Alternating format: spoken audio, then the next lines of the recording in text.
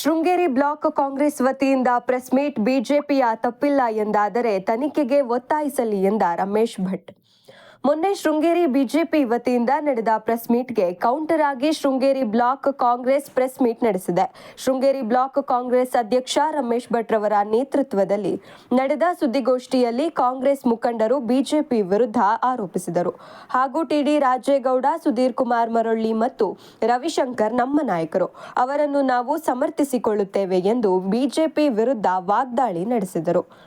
ಮರುಮತ ಎಣಿಕೆಯಲ್ಲಿ ಬಿಜೆಪಿಯದ್ದು ತಪ್ಪಿಲ್ಲ ಎಂದಾದರೆ ತನಿಖೆಗೆ ಒತ್ತಾಯಿಸಿ, ತನಿಖೆಯಾಗಲಿ, ಸತ್ಯಾಸತ್ಯತೆ ಹೊರಬರಲಿ. ನಮಗೆ ನ್ಯಾಯಾಂಗದ ಮೇಲೆ ನಂಬಿಕೆ ಇದೆ ಹಾಗೂ ತೀರ್ಪು ನಮ್ಮ ಪರವಾಗಿಯೇ ಬರುವ ವಿಶ್ವಾಸವಿದೆ ಎಂದು ಶೃಂಗೇರಿ ಬ್ಲಾಕ್ ಕಾಂಗ್ರೆಸ್ ಅಧ್ಯಕ್ಷ ರಮೇಶ್ ಭಟ್ ಬಿಜೆಪಿಗೆ ಸವಾಲೆಸೆದಿದ್ದಾರೆ.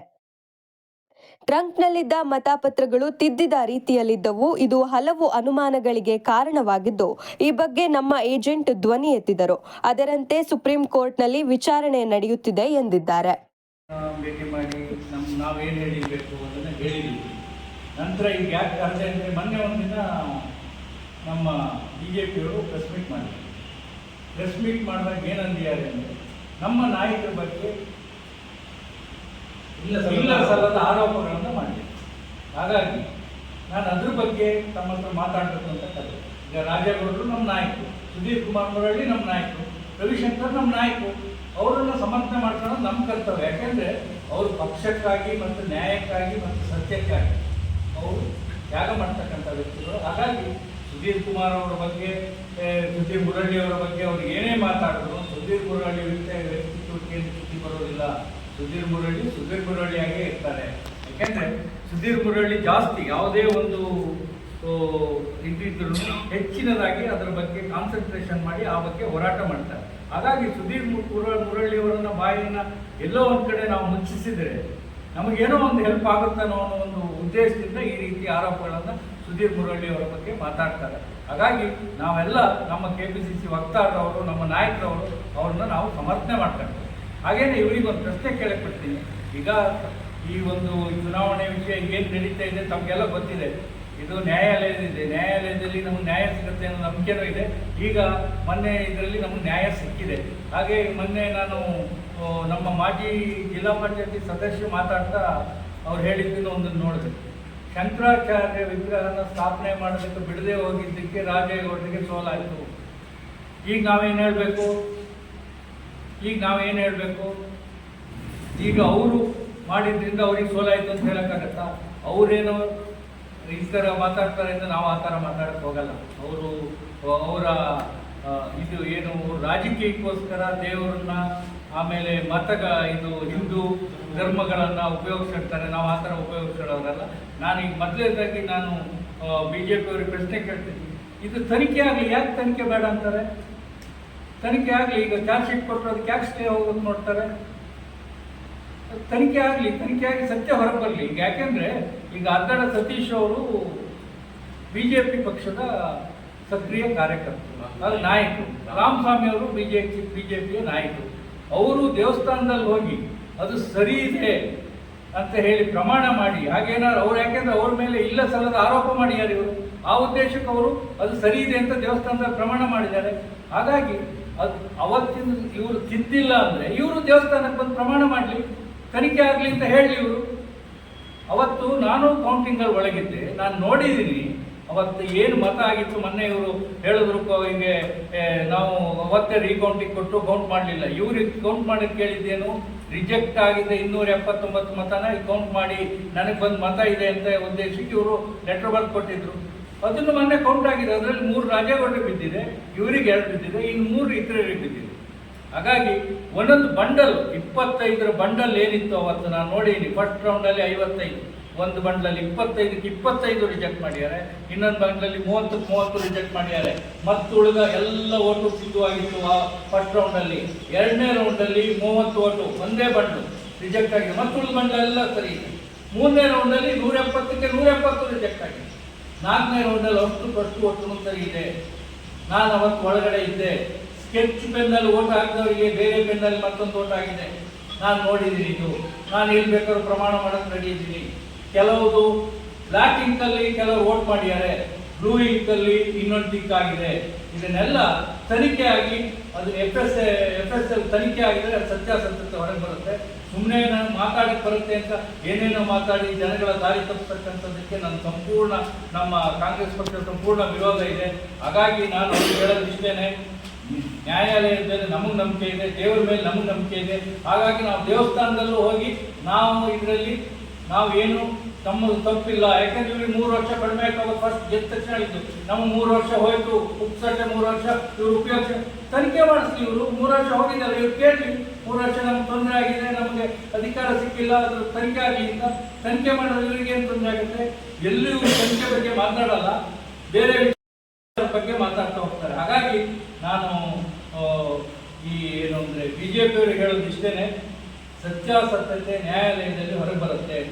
ತನಿಖೆಯನ್ನ 2 ಪಾರ್ಟಿ, ನಾವು ತಪ್ಪು ಮಾಡಿದ್ರೆ ನಾವು ಶಿಕ್ಷೆ ಅನುಭವಿಸ್ತೀವಿ, ಅವ್ರು ತಪ್ಪು ಮಾಡಿದ್ರೆ ಅವ್ರು ಶಿಕ್ಷೆ ಅನುಭವಿಸ್ತೀವಿ. ಇಬ್ಬರಿಗೂ ಒಂದೇ ತಾನೇ. ರಾಜೇಗೌಡರು ತಪ್ಪಿದ್ರೆ ರಾಜೇಗೌಡರು ಶಿಕ್ಷೆ ಆಗಲಿ, ಜೀವರಾಜ್ ತಪ್ಪಿದ್ರೆ ಜೀವರಾಜ್ ಶಿಕ್ಷೆ ಆಗಲಿ. ಹಾಗಾಗಿ ಇದು ನ್ಯಾಯಾಲಯದಲ್ಲಿ ತನಿಖೆ ಮೂಲಕ ಹಾಗೂ ನ್ಯಾಯಾಲಯದಲ್ಲಿ ತೀರ್ಮಾನ ಆಗುತ್ತಿದೆ. ಇದ್ರ ಬಗ್ಗೆ ನಾವು ಹೆಚ್ಚಿನದಾಗಿ ಇನ್ನೇನು ಹೇಳೋದಿಲ್ಲ. ನಮ್ಮ ಮುಂದಿನದಾಗಿ ಶಿವಮೂರ್ತಿ ಅವರು ಈ ಬಗ್ಗೆ ಒಂದೆರಡು ಮಾತನ್ನ ಈಗಾಗಲೇ ಹೇಳಿದ್ದಾರೆ. 250 ಓಟು ಕಬಡ್ಡಿಕ್ಕಾಗಿರೋದು ಅದ್ರ ಬಗ್ಗೆ ತನಿಖೆ ಆಗಿ ಅಂತ ಹೇಳ್ಕೊಂಡು ನಾವು ಹೇಳ್ತಿದ್ದೀವಿ. ಹಾಗೆ ಮತ್ತು 2023 ಚುನಾವಣೆ ನಡೀತಲ್ಲ, ಇನ್ವ್ಯಾಲಿಡ್ನ ವ್ಯಾಲಿಡ್ ಅಂತ ಇರುವಂಥ BJP ಅವರು ಏನು ಆಪಾದನೆ ಮಾಡ್ತಾ ಇದ್ದಾರೆ. ಅವರ ಚುನಾವಣೆ ಕೌಂಟಿಂಗ್ ಏಜ್ ಅಂತ ಹೇಳ್ತಾರೆ, ಚುನಾವಣೆ ಏಜ್ ಅಂತ ಹೇಳ್ತಾರೆ. BJP ಪಕ್ಷದವರು ಕಾಂಗ್ರೆಸ್ ಕರೆಕ್ಟ್ ಇತ್ತು ಅಂತ ಹೇಳ್ತಾರೆ. ನಮ್ಮ BJPಯ ಅಭ್ಯರ್ಥಿ ಹಾಗೂ ನಮ್ಮ ಶೃಂಗೇರಿ ಮೊನ್ನೆ ಪ್ರೆಸ್ ಮಾಡೋರು, ಅವರು ಯಾಕೆ ತನಿಖೆಗೆ ಒತ್ತಾಯ ಮಾಡ್ತಿಲ್ಲ ಅಂತ ನಮ್ಗೆ ಆಶ್ಚರ್ಯ ಆಗ್ತದೆ. ನಾನು ನಿಮಗೆ ಪತ್ರಕರ್ತರಿಗೆ ಒಂದು ಪ್ರಶ್ನೆ ಕೇಳಿದ್ರೆ ನೀವು ಯಾಕೆ ಒಂದು ಪ್ರಶ್ನೆ ಮಾಡಿಲ್ಲ, ನೀವು ತನಿಖೆಗೆ ಯಾಕೆ ಒತ್ತಾಯ ಮಾಡಿಲ್ಲ ಅಂತ ಕೇಳಿಲ್ಲ. ಯಾಕೆಂದರೆ 253 ಓಟು ಡಬಲ್ ಟಿಕ್ ಮಾಡ್ತಾರೆ, ಇನ್ವ್ಯಾಲಿಡ್ ಮಾಡ್ತಾರಲ್ಲ. ಅಲ್ಲಿ ಮತದಾನ ಮಾಡಿರೋದು ಯಾವ ಚುನಾವಣೆಗೆ ನೇಮಕ ಆಗಿರ್ತಾರೆ ಅಧಿಕಾರಿಗಳು, ಅವರಿಗೆ ಬ್ಯಾಲೆಟ್ ಕೊಟ್ಟಿರೋದು, ಸ್ವಲ್ಪ ಬ್ಯಾಲೆಟ್ ಅವರಿಗೆ ಇಶ್ಯೂ ಮಾಡಿದ್ರು. ಅವರು ಮತ ಹಾಕುವವರಿಗೆ ಅವರೇ ಡೈರೆಕ್ಷನ್ ಕೊಡುವವರು ಡಬಲ್ ಟಿಕ್ ಮಾಡಿ ಇನ್ವ್ಯಾಲಿಡ್ ಮಾಡೋಕ್ಕೆ ಸಾಧ್ಯ ಅನ್ನೋದೊಂದು ಲಾಜಿಕ್ ಯೋಚನೆ ಮಾಡ್ತಾರೆ. ಆ ನಿಟ್ಟಿನಲ್ಲಿ ಒಂದು ಉನ್ನತ ಮಟ್ಟದ ತನಿಖೆ ಆಗಬೇಕಂತ ನಾವು ಸಂದರ್ಭದಲ್ಲಿ ಅದಕ್ಕೆ ಒತ್ತಾಯ ಮಾಡ್ತೀವಿ. ಯಾರಿಗೆ ಅನ್ಯಾಯ ಆಗಿದ್ರು ಅನ್ಯಾಯ, ಅವ್ರು ಹೇಳೋ ಪ್ರಕಾರ ಅವರಿಗೆ ಅನ್ಯಾಯ ಆಗಿದ್ದು ತನಿಖೆ ಆಗಲಿ. ಒಳ್ಳೆ ಉನ್ನತ ಮಟ್ಟದ ಅಧಿಕಾರಿಗಳನ್ನ ನೇಮಿಸಿ ತನಿಖೆ ಆಗಲಿ. ಅದು ಯಾರು ತಪ್ಪು ಮಾಡಿದ್ದಾರೆ, ಯಾವ ಅಧಿಕಾರಿ 23ರಲ್ಲೇ ತಪ್ಪು ಮಾಡಿದರೆ ಅಧಿಕಾರಿಗಳು ತಪ್ಪು ಮಾಡಿ ಶಿಕ್ಷೆ ಆಗಲಿ. ಜನಗಳಿಗೆ ಈ ಚುನಾವಣೆ ಪ್ರಕ್ರಿಯೆ ಬಗ್ಗೆನೇ ಜನಗಳಿಗೆ ನಂಬಿಕೆ ಕೊಡ್ತಾರೆ ಇದೆ ಮುಂದುವರೆದ.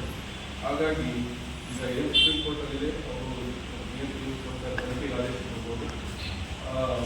ತನಿಖೆ ಆದರೆ ಎಲ್ಲ ಸತ್ಯ ಹೊರಬರ್ತದೆ ಮುಂದುವರೆದ ಪ್ರಯತ್ನ.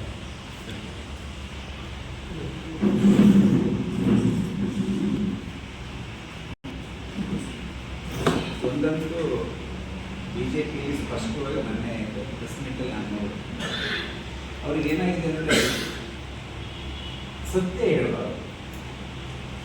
ನಿಮ್ಮ ಮುಂದೆ ನಮ್ಮ ನಾಯಕರು ಅವ್ರ ಬಗ್ಗೆ ಹೇಳೋದನ್ನು ನಿಲ್ಲಿಸಿ ಅಂತ ಹೇಳ್ತೀವಿ. ಅಂದರೆ ಅಲ್ಲೇ ಗೊತ್ತಾಗುತ್ತೆ ಸತ್ಯವನ್ನು ನಾವು ಹೇಳಬಾರ್ದು ಅನ್ನೋದು ಮುಖ್ಯ ಉದ್ದೇಶ. ನೀವು ಮನೆ ಪ್ರೆಸ್ ಮೀಟ್ ಮಾಡಿ ನಮ್ಮ ನಾಯಕರುಗಳ ಬಗ್ಗೆ ಮಾತಾಡಿದ್ರೆ, ಸುಧೀರ್ ಕುಮಾರ್ ಮುರಳಿ ಆಗ್ಬೋದು, ರಾಜೇಗೌಡರು ಆಗ್ಬೋದು, ರವಿಶಂಕರ್ ಬಗ್ಗೆ ಆಗ್ಬೋದು. ನೀವು ಯಾಕೆ CT ರವಿಯರ ಬಗ್ಗೆ ನೀವು ಪ್ರಶ್ನೆ ಇರ್ತಲ್ಲ? CT ರವಿಯರು ಏನು ಹೇಳಿದ್ದಾರೆ? 23ರಲ್ಲಾದರೂ ತಪ್ಪಾಗಿರ್ಬೋದು, 26ರಲ್ಲಾದರೂ ತಪ್ಪಾಗಿರ್ಬೋದು, ತನಿಖೆ ಮಾಡಿ ಅಂತ CT ರವಿ ಹೇಳಿದ್ದಾರೆ. ಅವ್ರ ಬಗ್ಗೆ ನೀವು ಪ್ರಶ್ನೆ ಮಾಡ್ಬೋದಲ್ಲ ನೀವು. ಹಾಗೆ ರಾಮಸ್ವಾಮಿಯವರು ಜಿಲ್ಲೆಯ ಮುಖ್ಯ ಮುಖಂಡರಿದ್ದಾರೆ. ಅದ್ದಡ್ಡ ಸತೀಶ್ ಅವರು ಈಗ ರೀಸೆಂಟಾಗಿ ಎಲೆಕ್ಷನ್ ಚುನಾವಣೆ ಗೆದ್ದು DCC ಬ್ಯಾಂಕಿನ ನಿರ್ದೇಶಕ ಕೂಡ ಆಗಿದ್ದಾರೆ. ಅವ್ರ ಬಗ್ಗೆ ಯಾಕೆ ನಿಮ್ಮ ಪ್ರಶ್ನೆ ಇತ್ತಲ್ಲ? ನಾನು ನಿಜವಾಗ್ಲೂ ಮೊನ್ನೆ ಪ್ರೆಸ್ ಮೀಟು BJP ಅವ್ರು ಮಾಡ್ತಾರೆ ಅಂದ್ಕೊಂಡಾಗ ನಾನೇನು ಅಂದ್ಕೊಂಡಿದ್ದೆ, ಎಲ್ಲೋ ರಾಮಸ್ವಾಮಿಯವ್ರ ವಿರುದ್ಧನೂ ಅದ್ದಡ್ಡ ಸತೀಶ್ ಅವ್ರ ವಿರುದ್ಧ ಮಾಡ್ತಿದ್ದಾರೆ ಅಂತ ನಾನು ಅಂದ್ಕೊಂಡಿದ್ದೆ. ಬಟ್ ಇವ್ರು ಮಾಡಿರೋ ಪ್ರೆಸ್ ಮೀಟು ನಮ್ಮ ನಾಯಕರ ವಿರುದ್ಧ ಮಾಡಿದ್ದಾರೆ. ಮತ್ತೊಂದು ನಮ್ಮ ತಾಲೂಕು ಅಧ್ಯಕ್ಷ BJP ಅಧ್ಯಕ್ಷ ಹೇಳ್ತಾರೆ, ಯಾರಿಗೆ ಟಿಕೆಟ್ ಆಗುತ್ತೆ ಏನೋ ಒಂದು ಚರ್ಚೆ ಬಿಡಿ ಅಂತ. ಅಂದರೆ BJPಲೇ ಗೊಂದೇ ಇದೆ ಜೀವರಾಜ್ ನೆಕ್ಸ್ಟ್ ಟಿಕೆಟ್ ಕೊಡ್ತಾರೆ ಅಂತ. ಅವರಲ್ಲೇ 3-4 ಟೀಮ್ಗಳಾಗಿ ಯಾರಿಗೆ ಟಿಕೆಟ್ ಕೊಡ್ತಾರೆ ಅನ್ನೋದೇ ಅವರು. ನಾವೇನು ಕಾಂಗ್ರೆಸ್ನವ್ರು ಮಾತಾಡ್ತಿಲ್ಲ, BJP ಅಧ್ಯಕ್ಷರು ಮೊನ್ನೆ ಮಾತಾಡಿದ್ರು, ಮಾಧ್ಯಮದಲ್ಲಿ ಮಾತಾಡಿದ್ರು. ಮೊನ್ನೆ ನಾವು ಕಾಂಗ್ರೆಸ್ ಅಂತ ಚರ್ಚೆ ಮಾಡಿದ್ದಲ್ಲ. ಯಾರಿಗಾರು ಟಿಕೆಟ್ ಕೊಡ್ತೀವಿ, ನಮ್ಮ ಹೈಕಮಾಂಡಿಗೆ ಬಿಟ್ಟಿದ್ದು ಅಂತ ಮನೆ ಅಂತ. ಈ ವಿಚಾರದಲ್ಲಿ ರಾಜ್ಯ BJPನೂ ಅಷ್ಟೇ, ಕೇಂದ್ರ BJPನೂ ಅಷ್ಟೇ ಜೀವರಾಜ್ ಅವ್ರ ಪರ ನಿಲ್ತೇ ಇಲ್ಲ. ಯಾಕಂದರೆ ತಪ್ಪಾಗಿದೆ ಅನ್ನೋ ಕಾರಣಕ್ಕಾಗಿ ನೀವು ಮಾಧ್ಯಮದಲ್ಲಿ ನೋಡ್ತಾ ಇರ್ಬೋದು. ಈಗ ಆಲ್ರೆಡಿ ಒಂದು 6-7 ದಿವಸಗಳಿಂದಲೂ ಯಾರೂ ಯುವರಾಜ್ ಪರವಾಗಿ ಮಾತನಾಡ್ತಿಲ್ಲ. ಯಾಕಂದರೆ ಇದೊಂದು ತಪ್ಪಾಗಿದೆ ಅನ್ನೋ ದೃಷ್ಟಿ. ನೀವಾಗಲೂ ಒಂದು FIR ಮಾಡಿಸ್ಬೋದಿತ್ತಲ್ಲ, 2023 ಸರಿಯಾಗಿ ನಡೆದಿಲ್ಲ, ಏನೋ ಅವ್ಯವಹಾರ ಆಗಿದೆ ಅಂತ ಮಾಡಿಸ್ಬೋದಿತ್ತಲ್ಲ, ಯಾಕೆ ಮಾಡಿಸಿಲ್ಲ? ಈಗಲಾದ್ರೂ ನಿಮ್ಗೆ ಸತ್ಯಾಸತ್ಯತೆ ಹೊರಗೆ ಬರುತ್ತೆ. ಮತ್ತೊಂದು, ದೇವರನ್ನ ಬೀದಿಗೆ ತಂದಿಟ್ಟು ರಾಜಕಾರಣ ಮಾಡಿ ಚುನಾವಣೆಗೆ ಗೆದ್ದಿದ್ದು ಬಂದಿದ್ದೆಲ್ಲ ಇವರೇ ಅಲ್ವಾ? ಇವ್ರು ಯಾಕೆ ಪ್ರಮಾಣಕ್ಕೆ ಬರಲ್ಲ? ಕಾಂಗ್ರೆಸ್ನವ್ರು ಯಾರು ಪ್ರಮಾಣಕ್ಕೆ ಕರೆದಿದ್ದಲ್ಲ. ಮೊನ್ನೆ ಕರೆದಿರೋದು ಪತ್ರಿಕಾ ಮಿತ್ರರು, ನಮ್ಮೂರ ವಾರ್ತೆ ಪತ್ರಿಕೆ ಮಿತ್ರರು ಬರೋದಂತೆ, ಕೊಪ್ಪದೆಲ್ಲ ಪತ್ರಿಕಾ ಮಿತ್ರರು ಮೊನ್ನೆ ಕರೆದಿರೋದು. ಅಲ್ಲಿ ಪ್ರಮಾಣಕ್ಕೆ ಹೋಗಿದ್ದಾರೆ ಹೊರತು ಅಲ್ಲಿ ಯಾವುದೇ ಓಯಿಲ್ ಕೊಡೋಕ್ಕೆ ಆಗಲಿ ಅಂತ ಹೋದವರಲ್ಲ. ಇನ್ನೊಂದು, ಚುನಾವಣೆಯಲ್ಲಿ ನಡೆಯುವಾಗ, ಕೌಂಟಿಂಗ್ ನಡೆಯುವಾಗ ಅಲ್ಲಿ ಪ್ರತಿಭಟನೆ ಮಾಡಲೇಬೇಕಾಗುತ್ತೆ. ಕೆಲವಷ್ಟು ಸತ್ಯಾಸತ್ಯತೆಗೆ ಅಲ್ಲೆಲ್ಲ ತಪ್ಪುಗಳಾದಾಗ, ಅಲ್ಲಿ ಅನ್ಯಾಯ ಆಗ್ತಿದ್ದ ಪ್ರತಿಭಟನೆ ಮಾಡಬೇಕು. ಅದನ್ನು ಪುಡಿ ರೌಡಿ ಅಂತ ಹೇಳೋದು, ಅಂಥ ಸಿಲ್ಲಿ ವಿಚಾರಗಳನ್ನ ನೀವು ಮಾತನಾಡಬೇಡಿ. ನಮ್ಮ ನಾಯಕರು ಏನನ್ನೋದು ನಮ್ಗೆ ಗೊತ್ತಿದೆ. ನಿಮ್ಮ BJP ಹಿರಿಯ ನಾಯಕರನ್ನೇ ಕೇಳಿ ನೋಡಿ, ಸುದೀಪ್ ಕುಮಾರ್ ಗುರಳ್ಳಿ ಹೇಗೆ ಅನ್ನೋದು ಕೇಳಿ ನೋಡಿ, ಅವರೇ ಹೇಳ್ತಾರೆ. ನೀವು ಮಾಧ್ಯಮದಲ್ಲಿ ಕೂತ್ಕೊಂಡು ಏನೋ ಬಗ್ಗೆ ಏನು ಕೇಳೋದಾಗ ಇಲ್ಲ. ನೀವು ಬನ್ನಿ, ಎಲ್ಲಿಗಾದ್ರೂ ಪ್ರಮಾಣಕ್ಕೆ ಮಾಡಿ. ರಮೇಶ್ ಪಟೇಲ್ ಶೃಂಗೇರಿ ಶಾರದಾಂಬ ಪ್ರಮಾಣಕ್ಕೆ ಮಾಡಿ, ಹಿಗ್ಗಕ್ಕೆ ಬಂದಬೇಕು ಪ್ರಮಾಣವನ್ನು ಮಾಡಿ. ನಾವು ಪ್ರಮಾಣಕ್ಕೆ ಬರ್ತೀವಿ. ದೇಗುಲದಲ್ಲೂ ನಾವು ನೋಡ್ತೀವಿ, ನ್ಯಾಯಾಲಯದಲ್ಲೂ ಕೂಡ ಪ್ರಮಾಣ ಮಾಡ್ತಾರೆ. ಸತ್ಯವನ್ನೇ ಹೇಳ್ತಾನೆ ಅಂತ ಪ್ರಮಾಣ ಮಾಡಿಸ್ತಾರೆ. ಅದೇ ರೀತಿ ದೇಗುಲ ನಾವೆಲ್ಲ ನಂಬಿಕೆ ಇಟ್ಟಿದ್ದೀವಲ್ಲ, ನಂಬಿಕೆ ಶ್ರದ್ಧಾ ಕೇಂದ್ರಗಳು, ಅಲ್ಲೂ ನಾವು ಪ್ರಮಾಣ ಮಾಡ್ತೀವಿ. ಇದರಲ್ಲಿ ಯಾರನ್ನು ಬಾಯಿ ಮುಚ್ಚಿಸೋದು ಅಥವಾ ಆ ರೀತಿ ವಿಚಾರಗಳೇನಿಲ್ಲ. ಸತ್ಯ ಹೊರಗೆ ಬರಲಿ ಅನ್ನೋದೇ ನಮ್ಮೆಲ್ಲರ ಉದ್ದೇಶ ಆಗಿದೆ. ರಾಜೇಗೌಡರು ತಪ್ಪು ಮಾಡಿದರೆ ಅವರೇ ಹೇಳಿದ್ದಾರೆ, ನಾನು ತಪ್ಪು ಮಾಡಿದರೆ ನನ್ನ ಶಿಕ್ಷೆ ಹಾಕಿ ಅಂತ ರಾಜೇಗೌಡರು ಹೇಳಿದ್ದಾರೆ. ಜೀವರಾಜು ಅಷ್ಟು ದೊಡ್ಡತನ ತೋರಲಿ ಅನ್ನೋದೇ ನಮ್ಮೆಲ್ಲರ ಆಶೆ. ಮತ್ತೊಂದು ವಿಚಾರ ಏನು, ತಾಲೂಕು ಕಾರ್ಯದರ್ಶಿಯರು ಹೇಳ್ತೀವಿ, ಅಭಿವೃದ್ಧಿ ಆಗಿಲ್ಲ, ನಮ್ಮ ರೋಡ್ ಬಾಳೆಗಿಡ ಎಲ್ಲ ನೆಟ್ಕೊಂಡು. ಈ ಕ್ಷೇತ್ರದಲ್ಲಿ 20 ವರ್ಷಗಳ ಕಾಲ ಅಧಿಕಾರದಲ್ಲಿದ್ದವರು ಜೀವರಾಜು 3 ಬಾರಿ MLA ಆಗಿದ್ರು ಅಂತ ಕಾಣುತ್ತೆ. ಮತ್ತು 5 ವರ್ಷ ಮಿನಿಸ್ಟ್ರು MLA 3 ಬಾರಿ ಆಗಿದ್ದರು. ಮತ್ತು CM ರಾಜಕೀಯ ಕಾರ್ಯದರ್ಶಿಯಾಗಿ 5 ವರ್ಷ ಮಾಡಿದರು. ಸತತ 20 ವರ್ಷಗಳಾದ ಅತಿ ಹೆಚ್ಚು ನಮ್ಮ ಕ್ಷೇತ್ರದಲ್ಲಿ ಅಧಿಕಾರದಲ್ಲಿದ್ದರು ಜೀವರಾಜ್. ಯಾಕೆ ಜೀವರಾಜ್ ಅವ್ರ ಕಾಲದಲ್ಲಿ ರಸ್ತೆಗಳು ಮಾಡಿಸ್ಕೊಳಕ್ಕಾಗಿಲ್ಲ? ರಾಜೇಗೌಡರಿಗೆ ಸಿಕ್ಕಿರೋದು 2 ವರ್ಷ ಮಾತ್ರ. ಇನ್ನಿನ 5 ವರ್ಷದಲ್ಲಿ ನೀವೇ ರಾಜಕೀಯ ಕಾರ್ಯದರ್ಶಿ ಆಗಿದ್ದೆ. ಅವಾಗ ಕೂಡ ಸುಮಾರು ಅಡ್ಡಾಲನ್ನು ಹಾಕಿದ್ರಿ, ಅದನ್ನು ರಾಜೇಗೌಡರು ಕೂಡ ಹೇಳಿದ್ದಾರೆ. ಈಗೇನು 2.5 ವರ್ಷದಲ್ಲಿ ಅವರಿಗೆ ಸಿಕ್ಕಂಥ ಫ್ರೀ ಟೈಮಲ್ಲಿ ಪಾಪ ಅವರಿಗೆ ED ತನಿಖೆ, ಇನ್ಕಮ್ ಟ್ಯಾಕ್ಸ್ ತನಿಖೆ, ಈ ಕೋರ್ಟು, ಇದ್ರ ಬಗ್ಗೆ ಓಡಾಡೋದೇ ಜಾಸ್ತಿ. ಅಂಥದ್ರಲ್ಲೂ ಕೂಡ ಅವ್ರಿಗೆ ಸಿಕ್ಕಂಥ ಸಮಯದಲ್ಲಿ ಸುಮಾರಷ್ಟು ಕೆಲಸಗಳನ್ನು, ಅಭಿವೃದ್ಧಿ ಕೆಲಸಗಳನ್ನ ಅವ್ರು ಮಾಡಿದ್ದಾರೆ. ನೀವು 20 ವರ್ಷದಲ್ಲಿ ಏನು ಮಾಡಿದರೆ ಅಂತೇಳಿ ನೀವು ಹೇಳಬೇಕಲ್ವ? JDSನ ಸುಧಾಕರ್ ಶೆಟ್ಟರು ಸ್ಪಷ್ಟಪಡಿಸ್ಬೇಕು. ಅವರು ಅವತ್ತು ಕೌಂಟಿಂಗಲ್ಲಿದ್ದು ಸ್ವತಃ BJP ನಾಯಕರೇ ದೇವಸ್ಥಾನ ಪ್ರಮಾಣ ಮಾಡಿದ್ದಾರೆ. ಹೌದು, ಸ್ಪಷ್ಟಪಡಿಸ್ಬೇಕು. ಮಾಧ್ಯಮಕ್ಕೆ ಹೇಳಿಕೆ ಮಾಡಿದ್ದಿದೆ ನನ್ನ ಮೊಬೈಲ್ ಮಾತಾಡಿ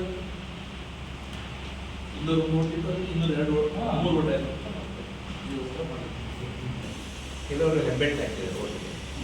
ಅವರು ಡಬಲ್ ಕ್ಲಿಕ್ ಮಾಡಬೇಕಾಗಿದೆ, ಇನ್ನೊಂದು ಹೆಬ್ಬೆಟ್ಟೆ ಹಾಕಬೇಕಿತ್ತಲ್ಲ. ರೈಟ್ ಮಾರ್ಕೆ ಪೆನ್ನಲ್ಲಿ ಟಿಕ್ಕಿದೆ, ಆ ಟಿಕ್ಕು ಇದೆಯಲ್ಲ, ಒಂದೊಂದೊಂದೊಂದರ ಟಿಕ್ಕಿದೆ. ಅವರಿಗೆ ಮನೆಗೆ ಕಳಿಸಿತ್ತು, ಮನೆಯಲ್ಲಿ ವೋಟಿಂಗ್ ಸಿಸ್ಟಮ್ ಏನಿತ್ತು ಅವರಲ್ಲಿ ಹೆಬ್ಬೆಟ್ ಹಾಕಿದೆ. ಹೆಬ್ಬೆಟ್ ಕೆಳಗಡೆ ರೈಟ್ ಮಾರ್ಕ್ ಆಯಿತು. ತುಂಬ ಸಂಶಯ. N4 ನ್ಯೂಸ್, ಇದು ನಿಮ್ಮ ಧ್ವನಿ.